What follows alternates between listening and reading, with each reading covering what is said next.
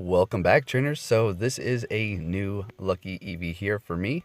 I just received this from my pal, and that was a good trade there, and I traded him an Alolan Raichu, so he has that lucky.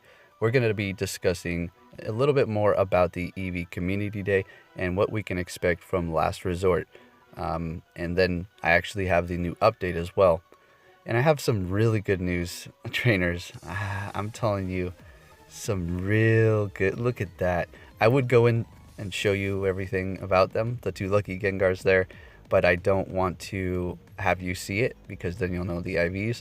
I'm going to go over all of my Shuttleclaw IV Pokemon, and I'm going to be maxing these out, so look forward to that as well. Now, I'm so excited. I can't believe it. We'll talk more about it in that video. So we have version 0.111.4. Unfortunately, Leafeon and Glaceon were not found, but the move Last Resort was. Not much was revealed, but we still have some confirmation there. And so unfortunately, no Leafeon and Glaceon. Let's go ahead and jump into this. Right, so we're on the Go Hub page here. I will leave a link to this article so you can check out the whole thing, because I'm just going to cover a few things here just about Leafeon and Glaceon. So this is the new APK. No sign of Glaceon, Leafeon, or Gen 4, unfortunately. So there you have it. Not going to be seeing them this time around, but you can bet we will be seeing them soon enough. I mean, obviously, that's the next thing coming down the road, Gen 4, and, well, they can't postpone it forever. All right, Last Resort Community Day move added, a few changes for the quest system, and a new quest prediction exclusive and is minor. New quest type, days in a row quest. All right, so that's basically all I'm going to cover here. Like I said, I'll leave a link to this article. Now let's go ahead and hop over to PokemonGo.com to go over the Community Day move that will be transferred over to all of the other Eevee evolution. So here we are on the official Pokemon website, and we're going to go down to the most important part here. Now we know it's going to learn Last Resort, right? But we didn't know the information that is on this site, which I just don't understand why Niantic is so non-transparent about their information, and I don't understand, but here we go. Eevee caught during the event windows will know Last Resort, a move it cannot normally learn. Right, we knew that, but this is the part that's very interesting, and there's two parts in here. And its evolutions aren't about to be left out of the fun. Any Eevee that evolves between the start of Saturday's Community Day until the end of Sunday's will know Last Resort in its evolved form. Okay, so that's very important. So one thing is very clear, all the Eevee evolutions will know Last Resort when they evolve on Community Day.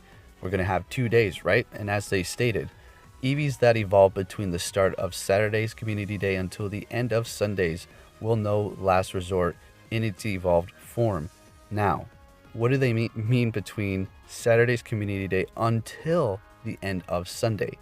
Does that mean after Community Day has ended on Saturday, I'm going to be able to evolve them after that until Sunday start, and even between that time and get the Last Resort move? That's what I'm wondering. It's not a big deal, but it's something to know. It'd be crazy. That'd be a really big window to evolve Pokemon to get a special move. Not that it's bad, because it's going to be nice for people who, I mean, if you're not playing during it, I don't understand, because you're going to have to catch the Eevee with it. I don't think you're going to be able to just evolve the current ones. When they say no charge TMs or fast TMs unable to be used, I would assume that that means you can't just evolve your regular 100s. So unfortunately, I'm sorry if you have a 100 Eevee, but don't worry about it. Hold on to those, because Leafeon and Glaceon are going to be coming sometime, and you're going to be able to evolve those. And also, we're going to have another Fairy type Eevee evolution even farther down the road. So, you know, no big deal, no rush. Okay, so what I have here is every Eevee evolution name trick that you can use currently. For Espeon and Umbreon, you can still pick which evolution you want even after you use the name trick. We'll talk about that here in a second. So if you've done it before for any of them, you cannot do it again, okay? But say you've done it for one, like Vaporeon, you can still do it for Flareon if you haven't done it for that one, okay?